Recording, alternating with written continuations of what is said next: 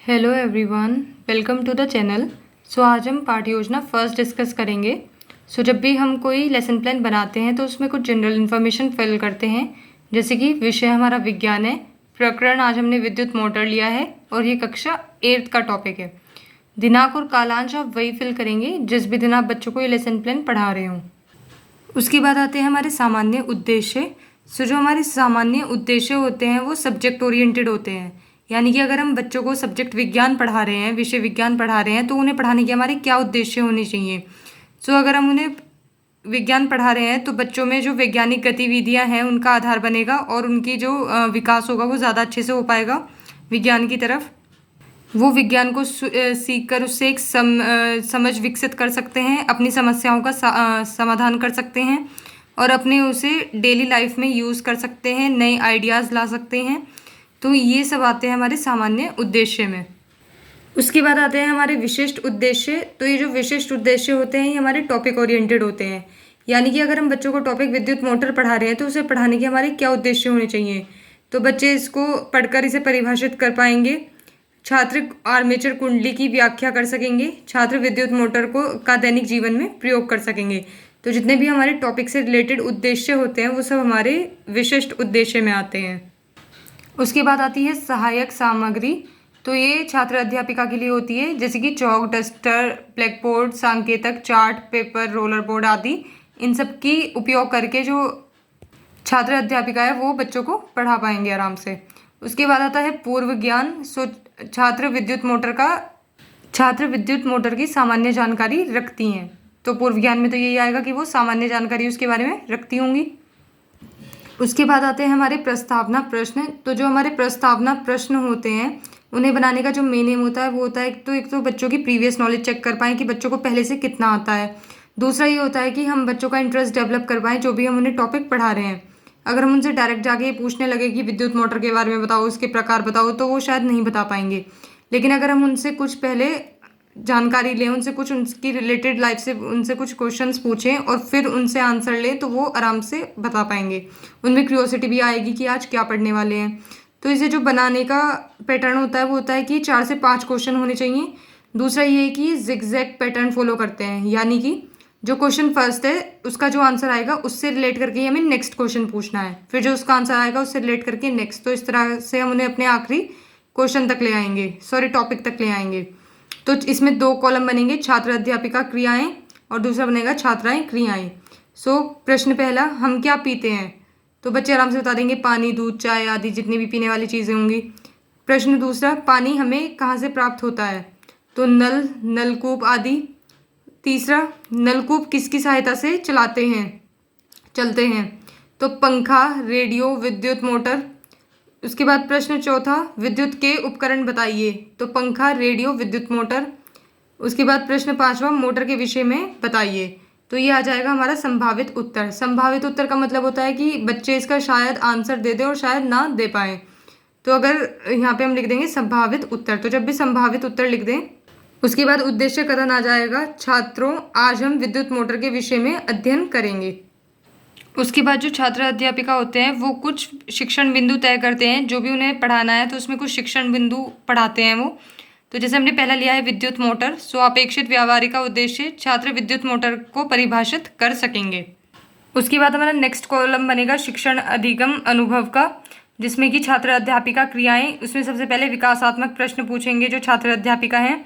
उसके बाद जो नेक्स्ट कॉलम बनेगा वो है छात्राएं क्रियाएं, इसमें छात्रों का आंसर लिखा जाएगा।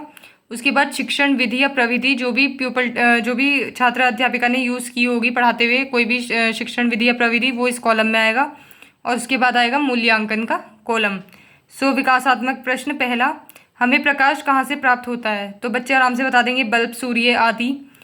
प्रश्न दूसरा, बल्ब को किसकी सहायता से जलाते हैं। तो बल्ब को विद्युत से, यहाँ पे आ जाएगा बल्ब को विद्युत की सहायता से जलाते हैं। प्रश्न तीसरा, विद्युत मोटर किसे कहते हैं। तो ये आ जाएगा हमारा संभावित उत्तर। तो जब हमारा संभावित उत्तर आ जाए तो उसके बाद छात्र अध्यापिका कथन आएगा, जिसमें कि छात्र अध्यापिका अपना जो भी टीचिंग पॉइंट है यानी कि विद्युत मोटर शिक्षण बिंदु है उसको एक्सप्लेन करेंगे, उसकी व्याख्या करेंगे। जो ये शिक्षण विधि या प्रविधि है ये क्या है, प्रश्नोत्तर विधि है, क्योंकि यहाँ पे जो छात्र अध्यापिका है उन्होंने बच्चों से प्रश्न पूछे हैं और बच्चों ने आंसर किए हैं, उत्तर दिए हैं। तो ये आ जाएगी हमारी प्रश्नोत्तर विधि। उसके बाद आता है हमारा छात्र अध्यापिका कथन। विद्युत मोटर वह युक्ति जो विद्युत ऊर्जा को यांत्रिक ऊर्जा में बदल देती है विद्युत मोटर कहलाती है, अर्थात इसे उपयुक्त विद्युत स्रोत से जोड़ने पर यह घूमने लगती है, जिससे इससे जुड़ी मशीन या यंत्र भी घूमने लगती है। उसके बाद छात्राएं क्रियाएं में आ जाएगा। छात्र ध्यानपूर्वक सुनेंगे, समझेंगे व शामपट कार्य को अपनी उत्तर पुस्तिका में नोट करेंगे। फिर आती है हमारी शिक्षण विधि या प्रविधि। तो ये व्याख्या विधि है, क्योंकि यहाँ पे जो छात्र अध्यापिका है उन्होंने अपना जो ये शिक्षण बिंदु है इसको अच्छे से समझाया है, तो हम यहाँ पे लिख देंगे व्याख्या विधि। सबसे आखिरी में आता है हमारा मूल्यांकन। तो मूल्यांकन का मतलब होता है कि बच्चे कितना समझ पा रहे हैं जो हम उन्हें पढ़ा रहे हैं, तो हम कैसे उनका मूल्यांकन करेंगे। तो जो भी हमने पढ़ाया है उसमें से हम एक उनसे प्रश्न पूछ लेंगे, तो उससे हमें पता चल जाएगा कि बच्चों को कितना समझ में आ रहा है। तो प्रश्न है विद्युत मोटर किसे कहते हैं। आपको ये उसमें से ही पूछना है जो भी आपने पढ़ाया है, अलग से नहीं पूछना है। दूसरा शिक्षण बिंदु लिया है हमने आर्मेचर। सो अपेक्षित व्यावहारिक उद्देश्य छात्र नवीन ज्ञान प्राप्त कर सकेंगे। उसके बाद फिर से वही सेम कॉलम बनाने हैं जो आपने पहले शिक्षण बिंदु में बनाए थे। तो इसमें सबसे पहले विकासात्मक प्रश्न। प्रश्न पहला, विद्युत मोटर के भाग बताइए। तो आर्मेचर, कुंडली, ब्रश आदि। प्रश्न दूसरा, आर्मेचर के विषय में बताइए। तो ये आ जाएगा हमारा संभावित उत्तर। तो जब भी संभावित उत्तर आ जाए तो छात्र अध्यापिका कथन अब इसको समझाएंगे कथन में। उसके बाद आता है हमारा शिक्षण विधि या प्रविधि। तो ये प्रश्नोत्तर विधि है, क्योंकि यहाँ पे जो छात्र अध्यापिका है उन्होंने बच्चों से प्रश्न किए हैं और उन्होंने उसके उत्तर दिए हैं, तो ये आ जाएगी हमारी प्रश्नोत्तर विधि। फिर आता है हमारा छात्र अध्यापिका कथन। विद्युत यांत्रिक मशीनों या विद्युत मशीनों के दो मुख्य भागों में से एक को आर्मेचर कहते हैं, किंतु स्थायी चुंबक या विद्युत चुंबक के पोल पीस को भी आर्मेचर कहा जाता है। यह एक आयताकार कुंडली होती है जो तांबे के रोधी तार से बनी होती है। तो आप इस शिक्षण बिंदु में उतना ही लिखेंगे जितना आप बच्चों को पढ़ा पाएँ, उससे ज़्यादा ऐसा नहीं है कि आपको पूरा पेज भरना है। जितना आप बच्चों को समझाएं उतना ही लिखेंगे। उसके बाद आती है हमारी छात्राएं क्रियाएं। छात्र ध्यानपूर्वक सुनेंगी, समझेंगी वे शामपट कार्य को अपनी उत्तर पुस्तिका में नोट करेंगी। उसके बाद आती है हमारी शिक्षण विधि या प्रविधि। तो ये व्याख्या विधि है, क्योंकि जो छात्र अध्यापिका है उन्होंने अपना जो शिक्षण बिंदु था वो समझाया है अच्छे से, तो यहाँ पे आ जाएगी व्याख्या विधि।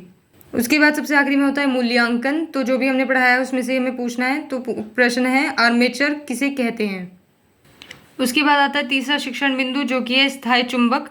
तो अपेक्षित व्यावहारिक उद्देश्य छात्र पूर्व ज्ञान को नवीन ज्ञान से जोड़ सकेंगे।